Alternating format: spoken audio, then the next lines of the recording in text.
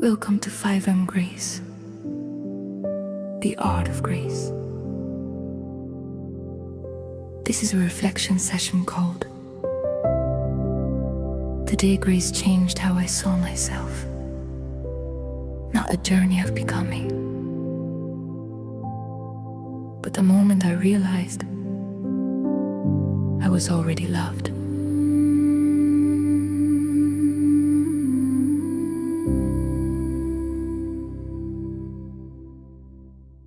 Every moment arrive without a label.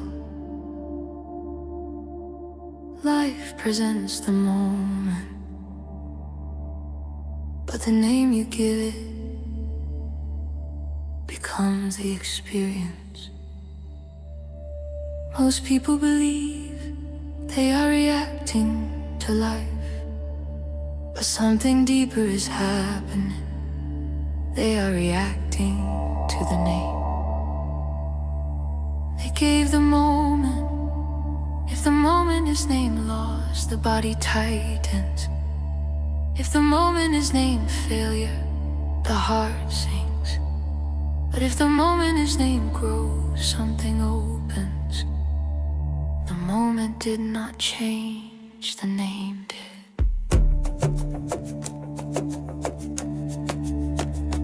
This is why grace does something powerful. Grace does not deny the moment. Grace renames the moment. Law names the moment through judgment. Grace names the moment through inheritance. When pressure appears, law says this is stress. Grace says this is preparation. When delay appears, law says this is blockage. Grace says this is alignment. When something ends, law says this is loss. Grace says this is redirection. Same moment, different narrator.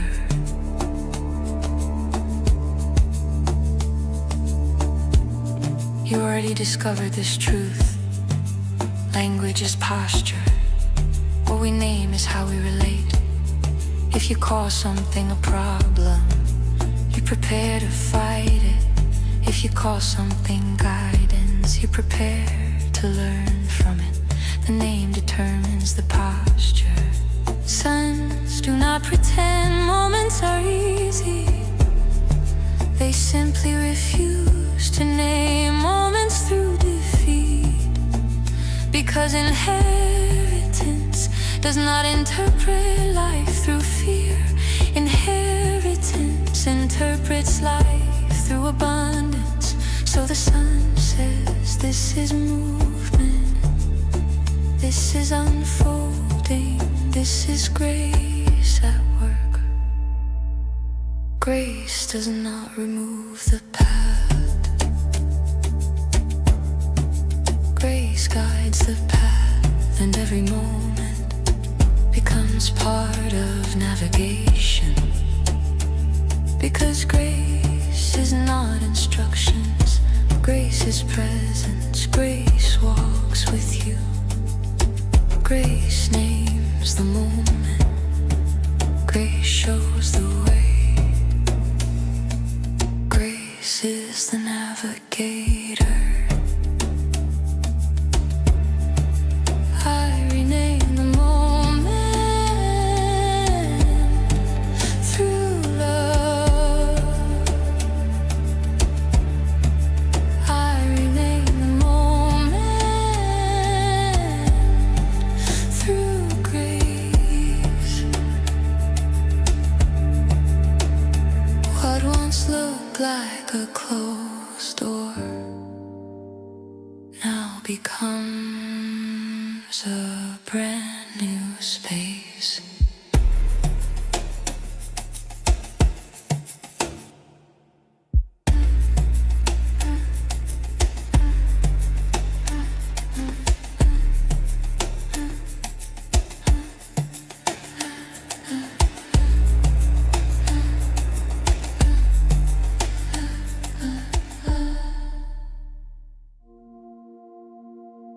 The words may be the same, but the world you hear them in is decided by the lens you receive them through.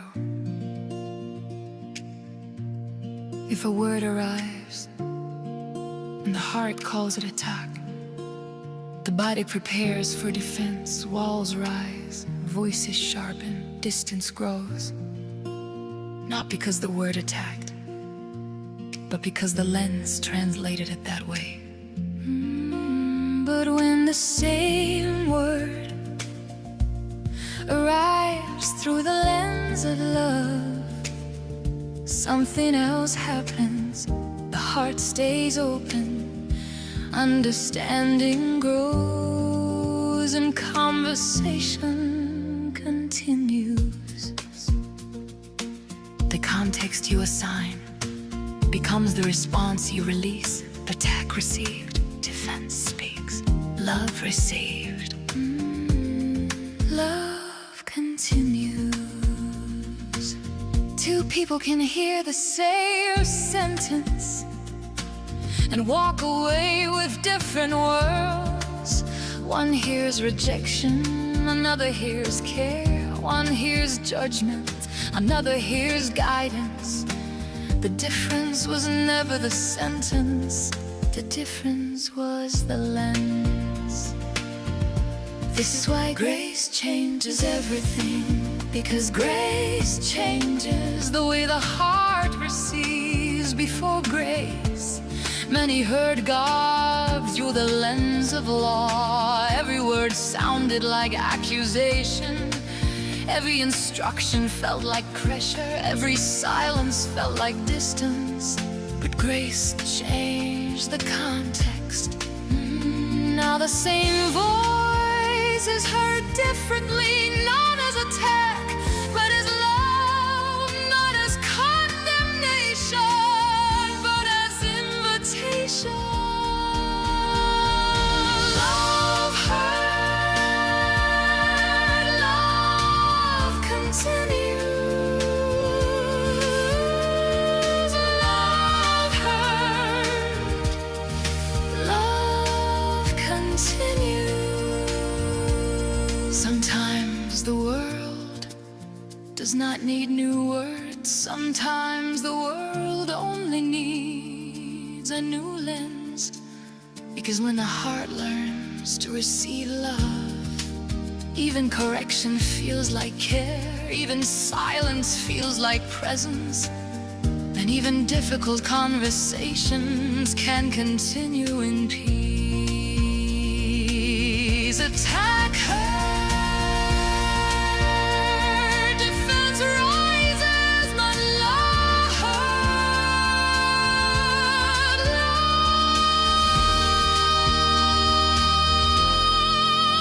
love continues.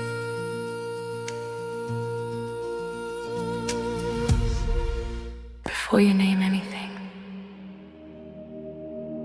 a voice speaks first.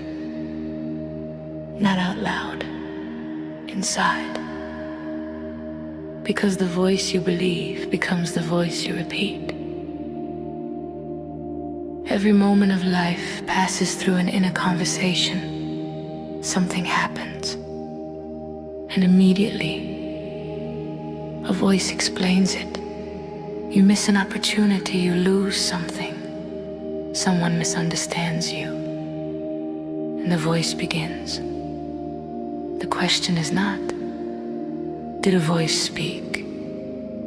The question is, which voice spoke? There have always been two voices, the voice of law and the voice of grace. Law speaks like an accountant. It measures, it evaluates, it calculates worth. Law says, you should have known better, you should have done more. You should be further by now. Law narrates life through performance. But grace speaks with a different language. Grace does not measure. Grace reveals, grace does not say become. Grace says, remember. Remember who you are, remember where you came from. Remember what has already been given. You lock this truth already. Telling myself to stop is law. Remembering who I am is grace. The voice of grace does not condemn the moment. Grace reinterprets it. Law says you drifted. Grace says you can return. Law says you failed. Grace says you are still my son. Law says you lost something. Grace says nothing about your origin changed. Most people believe the loudest voice is truth, but grace is often the quietest voice, not because it is weak, but because it is certain. Grace does not shout to convince you. Grace whispers to remind you.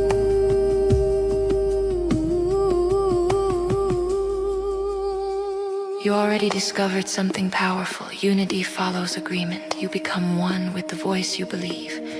If you agree with judgment, you walk in judgment. If you agree with love, you walk in love, because agreement creates alignment.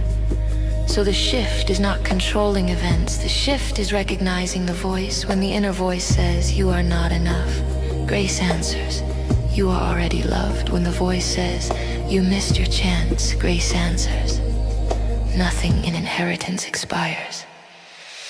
Grace is not just forgiveness. Grace is guidance. Grace is the voice that teaches sons how to interpret life, which is why grace becomes the compass.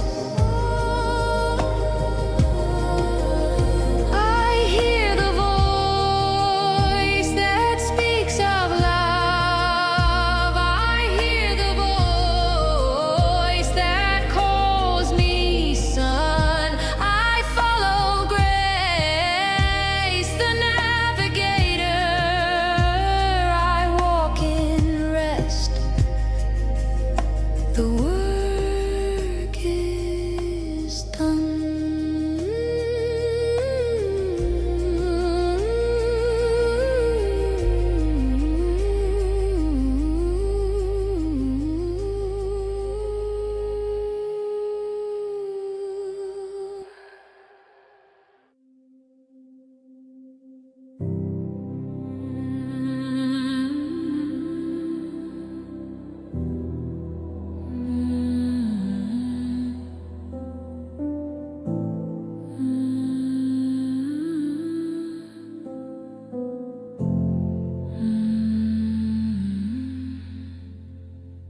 Every day,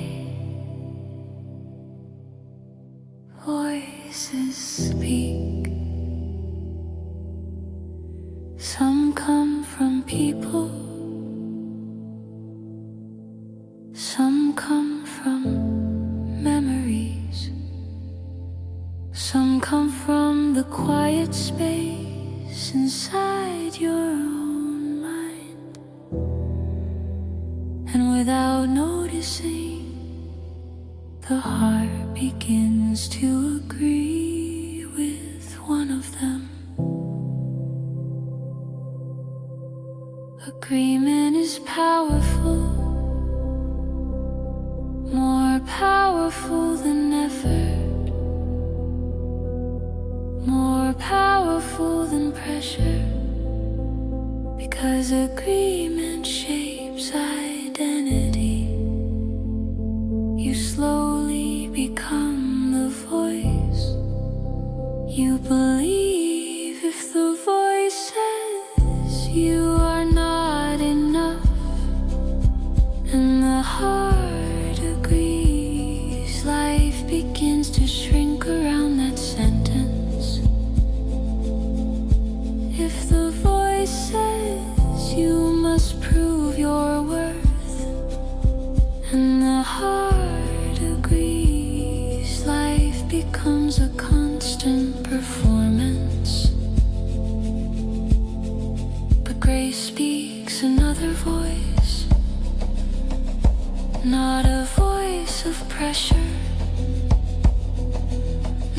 voice of accusation. Grace speaks the voice of the Father, and the sentence is simple. You are loved when the heart agrees with that voice. Something quiet begins to change. The need to prove fades. The fear of failure loosens. The pressure to perform softens. Because agreement with love creates rest. Who I agree with is who I walk with. Who I believe is who I become. Many people try to change life through effort, but life changes faster through agreement. When the heart agrees with fear, fear becomes the guide. When the heart agrees with judgment, judgment becomes the lens. But when the heart agrees with grace, love becomes the voice that leads. Unity follows agreement. You become one with the voice you trust, and grace has been whispering the same sentence all along. Same love, same voice, same message, same love, same voice, same message. The voice of grace never changed, only the agreement. And when the heart agrees with love, the journey becomes rest.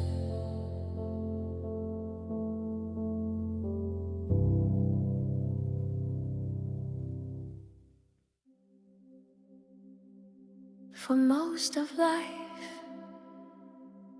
people wait for circumstances to tell them what something means. But sons discover something deeper. Meaning is not only received, meaning can be declared. The world names things quickly. A delay becomes failure. A mistake becomes shame. A closed door becomes loss. But grace teaches the son something powerful. You are not only living life, you are interpreting life. And interpretation shapes the journey. From the beginning, naming carried authority. The one who names something defines how it lives in their world. So the son begins to see life through inheritance, not through fear, not through judgment, but through the voice of the Father.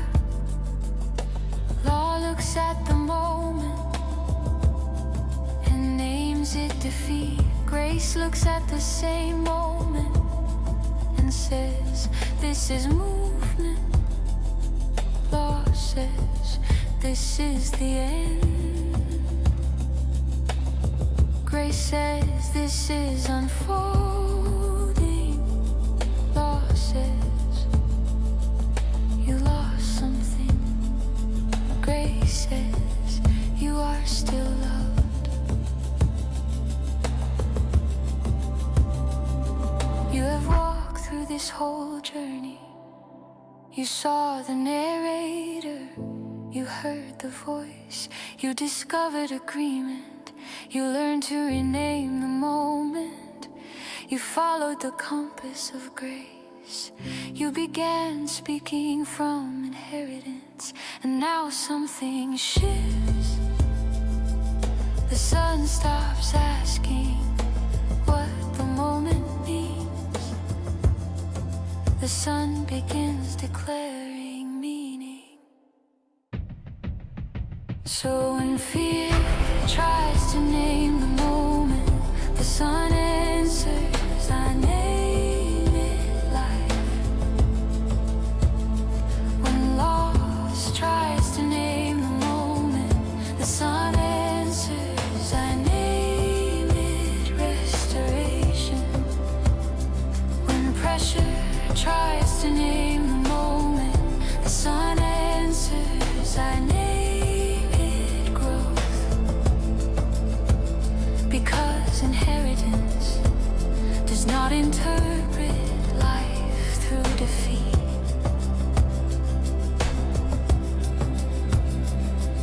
Inheritance interprets life through abundance. Grace does not deny the moment. Grace transforms the meaning. And when meaning changes, the path becomes clear. Because grace was never only forgiveness. Grace was always guidance.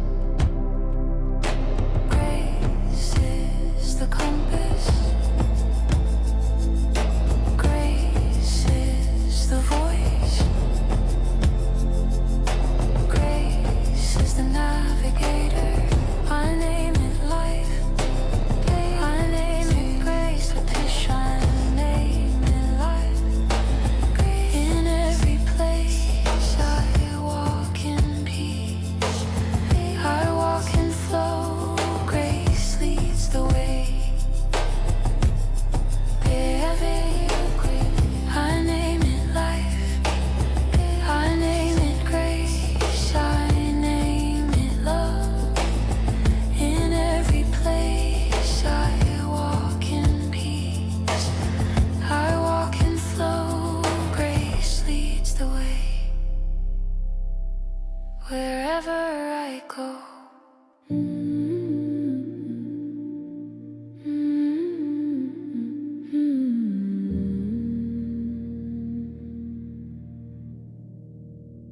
There was a time when value meant price, how much, how often, how good.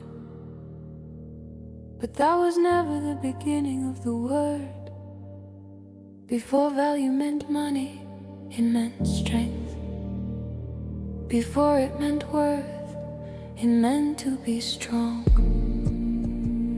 Valer, to prevail, to carry weight, to have substance. So when the Father calls you valuable, He is not assigning price. He is recognizing strength, not strength of effort, not strength of behavior, strength of origin. You are strong because you are His. The law measures value, grace reveals it. The law asks, what are you worth today. Grace says you have always carried weight.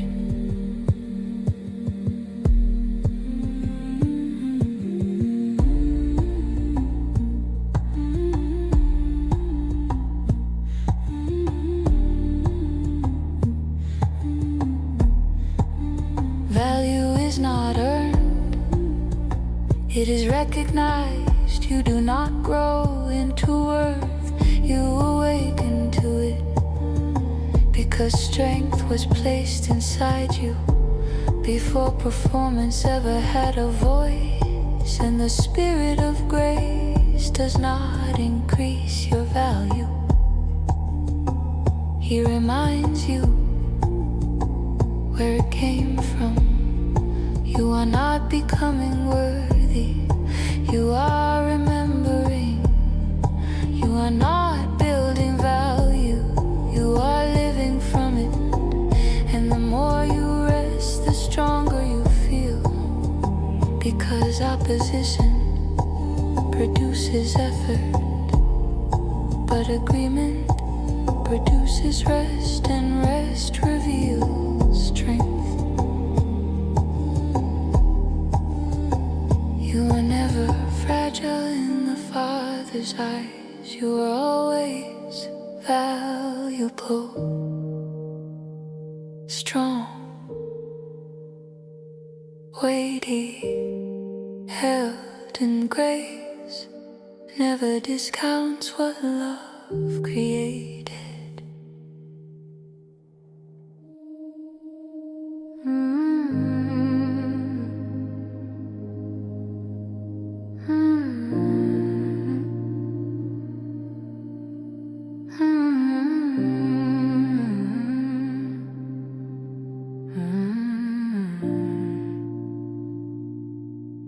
There was a man who said,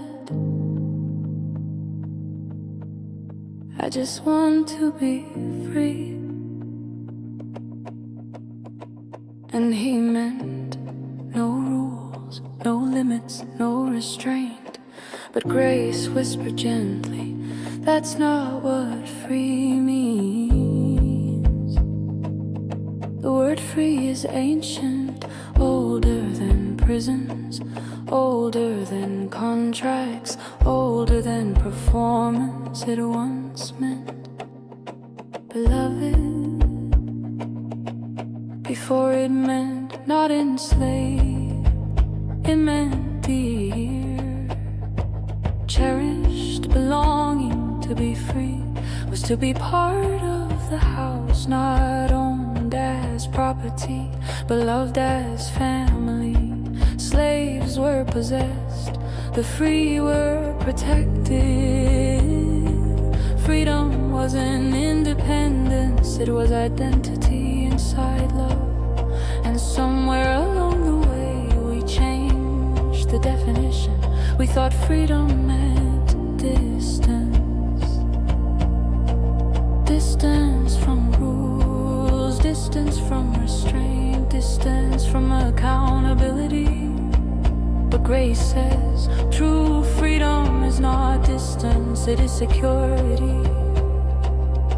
You are free because you are loved, not because you escaped, not because you proved yourself, not because you broke the system. You are free because you belong. Law says earn your place, grace says you were born into it. Law measures behavior, grace establishes identity, and identity removes fear. Because when you are beloved, you are not trying to survive, you are not trying to qualify, you are not trying to outrun rejection. You rest. The freest person in the room is the one most secure in love.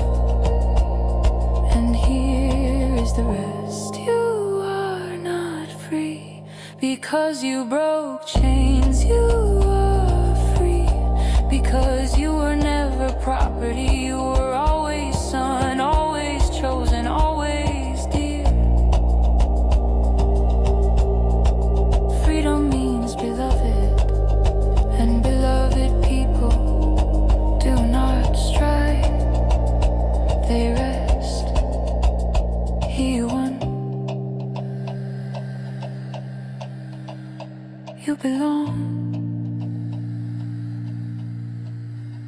you are free.